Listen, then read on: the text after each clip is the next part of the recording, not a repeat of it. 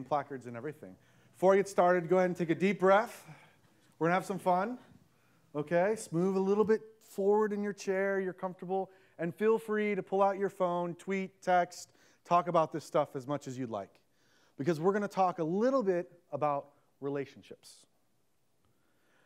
Not the sweaty palm, pit in my stomach, can't eat, can't sleep, need to update my Facebook profile to say single, no longer relationships.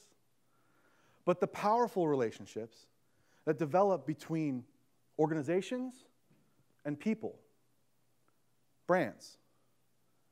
Now, any productive discussion about brand development, branding, any phrase with the word B-R-A-N-D in it has to start with definitions. After all, there have been a myriad of definitions floated out into our business lexicon to try and define exactly what a brand is. But at their heart lies a simple and underlying truth, that a brand is a relationship between an organization and an audience. It's a relationship because it's how we, as intuitive and emotional and sensitive beings, relate to the world around us. It's how we form allegiances to organizations. And it's how we become passionate about the causes, companies, products, and organizations that we choose to engage with. A logo, a color scheme, an identity system are just surface elements of something much deeper happening below ground, and that's the relationship. And these relationships are the foundation for any organization, or a foundation, not the foundation, a foundation for any organization to develop value in today's world. Oh, hey, it's working. So, the way in which we develop these relationships today is broken.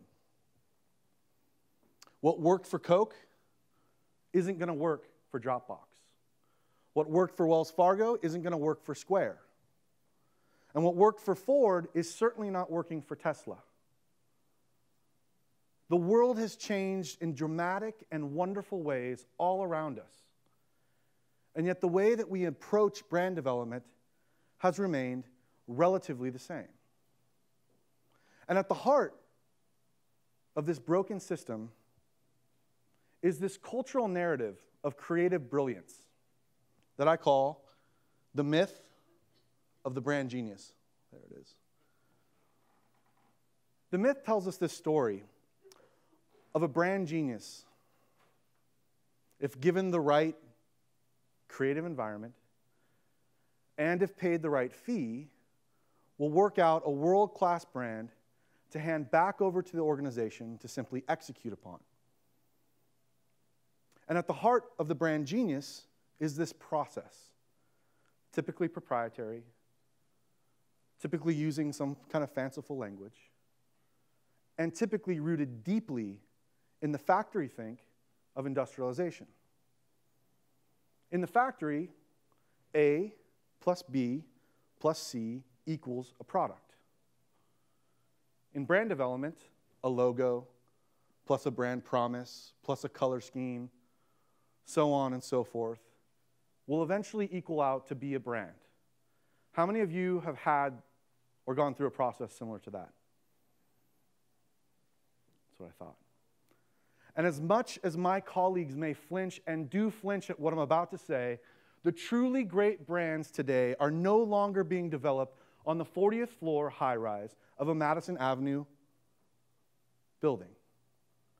That's because truly great brand development is not about our genius. It's not about our creative brilliance. It's not about a linear process. Truly great brand development today is about the discovery of value in the relationship between people and organizations. And this shift away from process, away from brilliance, and towards value has rendered the brand genius obsolete, which means we need new thinking, right? we need a new lens. We need a new way to develop brands. Brand, meet lean. Whereas the conventional process favored execution through a process managed by a brand genius, lean brand development favors innovation through experimentation managed only by what you can learn and validate in the market. The purpose of a lean brand is to discover the value that's being created and to form a foundation for a strong and sustainable relationship for you with your audience. To do that, we have to experiment.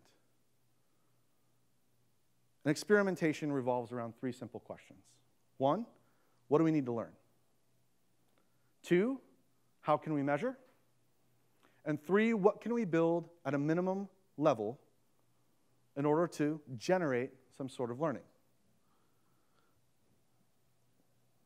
Enter the build, measure, learn feedback loop.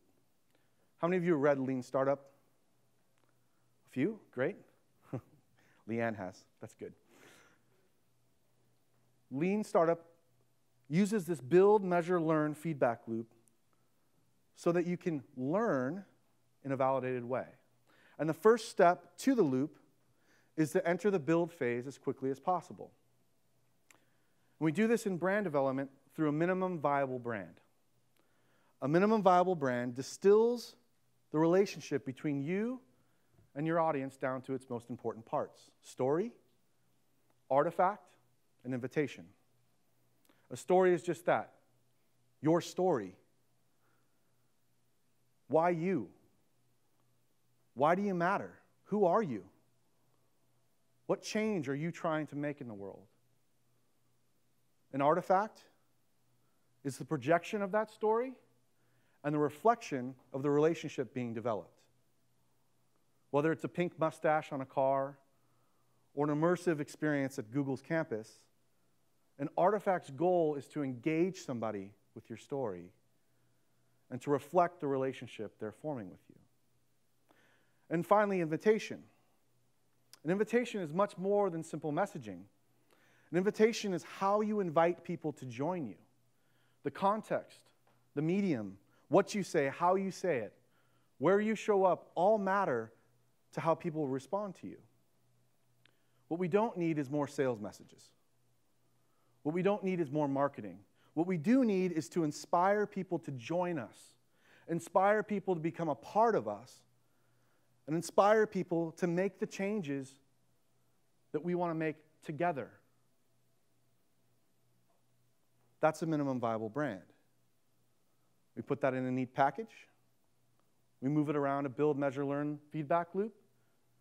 And we generate learnings, preserve the pieces that work, iterate on the pieces that don't, until you're able to form a foundation for that relationship. No logo or color scheme or brand genius can ever give you a valuable relationship. Only experimentation, only learning can do that. A lean brand trades execution for innovation. It trades the genius for validated learning. And a lean brand changes the way that you approach the relationships that you form with your audience. If we can change the approach, we can change the relationship. Inspire people to be passionate. Inspire people to join. Which means that we can change the world. That's a lean brand. So, are you guys up to make one with me? Show you how easy this is?